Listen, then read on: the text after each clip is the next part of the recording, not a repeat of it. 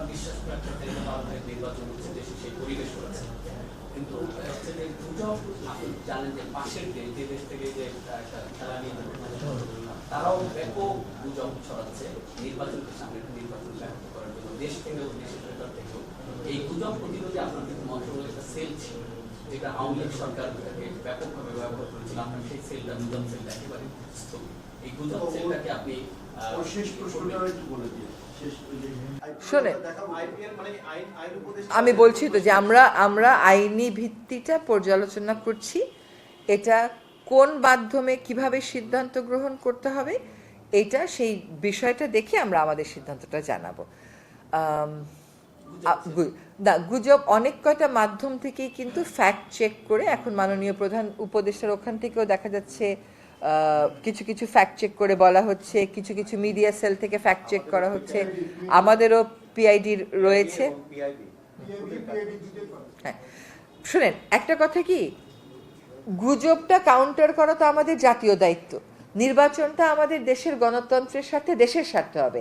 এখন আমরা কোন দেশ থেকে কি গুজব রটাচ্ছে সেটা নিয়ে বেশি পড়ে থাকবো, সেটা নিয়েই বেশি প্রশ্ন করব, নাকি আমরা আমাদের প্রস্তুতি নিব যাতে করে আমাদের নির্বাচনটা হয়, আমাদের দেশটা গণতন্ত্রের পথে যাত্রা শুরু করতে পারে।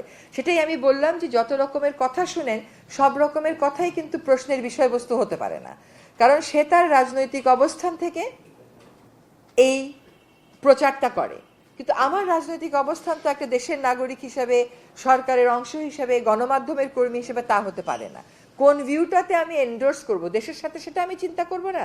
তো আপনাদের প্রতি আহ্বান থাকবে সেটা একটু চিন্তা করার জন্য।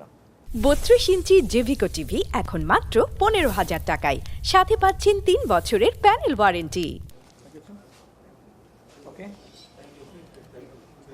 Thank you. তাহলে আমরা আমাদের আজকের যে